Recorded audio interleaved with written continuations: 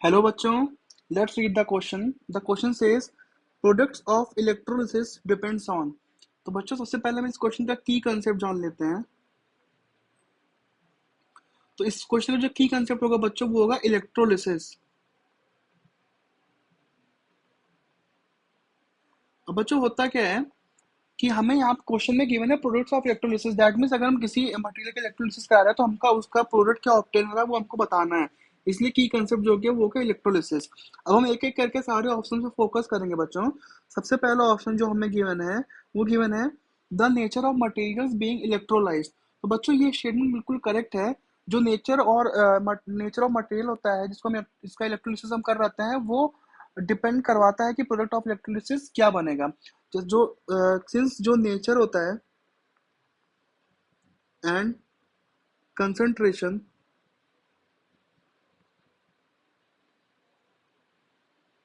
Of electrolyte, ये क्या करता है, ये गवर्न करता है, it governs the process of electrolysis,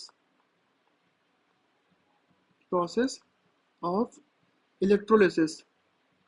अब आपके मन में डाउट हो सकता है बच्चों कि हमसे क्वेश्चन में पूछा गया है द मटेरियल बीइंग इलेक्ट्रोलाइज्ड, तो हम यहाँ पर इलेक्ट्रोलाइट की बात क्यों कर रहे हैं।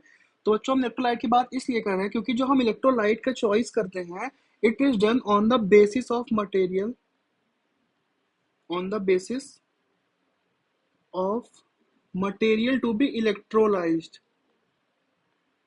material to be electrolyzed।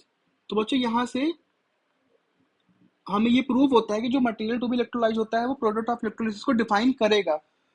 अब क्यों होता है ऐसा बच्चों, क्योंकि जो प्रोसेस होता है it is faster for stronger electrolytes, stronger electrolytes and vice versa means बच्चों कि the process will be slower for a weaker electrolyte. अब बच्चों हम देखते हैं हमारे, तो यहाँ से हमें ये पता चला कि हमारे स्टेटमेंट ए बिल्कुल करेक्ट है। अब हम स्टेटमेंट बी पे फोकस करते हैं। It says the type of electrolytes being used. अब बच्चों हम एक रिएक्शन एक कंपाउंड का इलेक्ट्रोलिसिस देखेंगे। सपोज हमने NaCl कंसीडर कर लिया।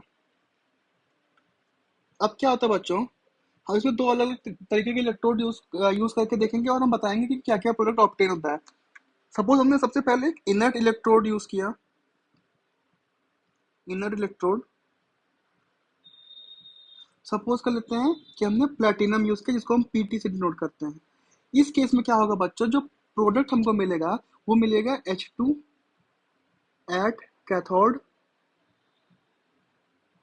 And Cl2 at anode.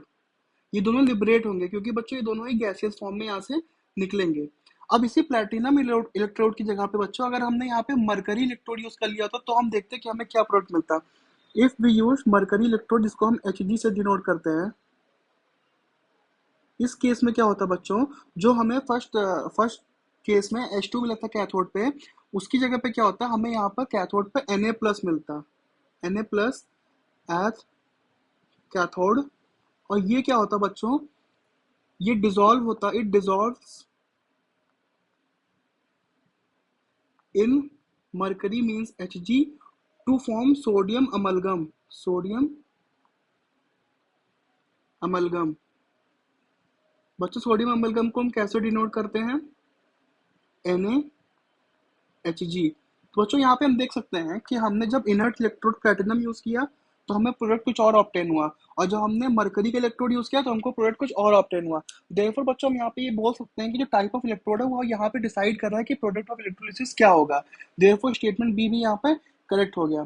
So the correct option to this question is option number C, both A and B. Thank you बच्चों, बेस्ट ऑफ लक।